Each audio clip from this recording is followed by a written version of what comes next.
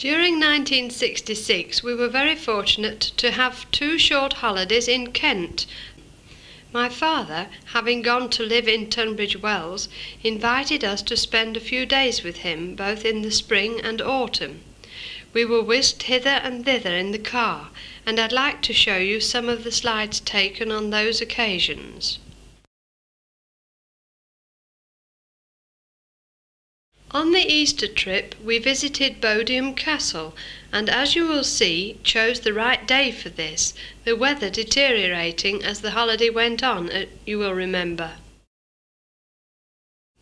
Being early in the year, there were no leaves on the trees to mask this lovely view of the castle. A deep moat surrounds the castle.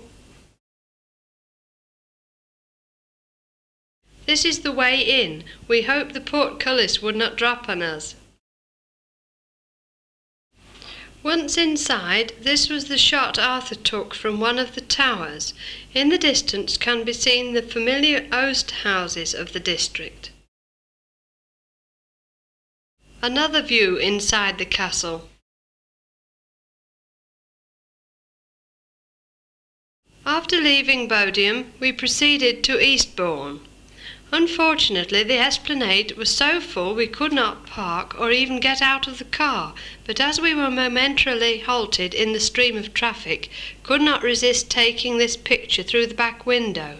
Surely spring had really come. On both visits we were taken to Sheffield Park near Lewes.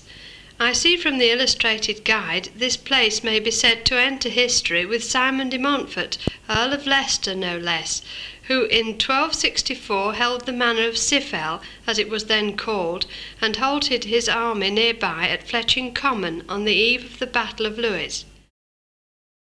Sheffield Park House, as seen today, is a neo-Gothic building designed by James Wyatt in 1775. After a most interesting history, and on the death of the 3rd Earl in 1909, Sheffield Park was acquired by a Mr. A.G. Soames. During the next 25 years, he created the splendid gardens which exist today, transforming and extending the original landscape design laid out by Capability Brown for John Baker Holroyd in about 1775. Covering some 100 acres set around a series of lakes, the gardens now contain one of the finest collections of trees and flowering shrubs in Great Britain. To bring us up to date, the National Trust bought the gardens in 1954, so everyone can enjoy their beauty. So much for the history lesson. Let's look at these lovely gardens as we saw them in October in their autumn glory.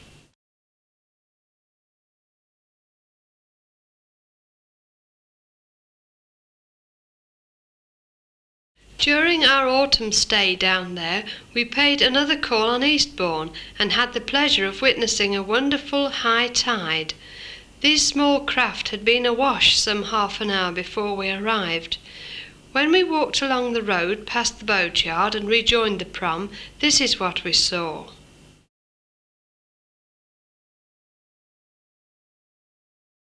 I was fascinated to see the water running off the shelter roof.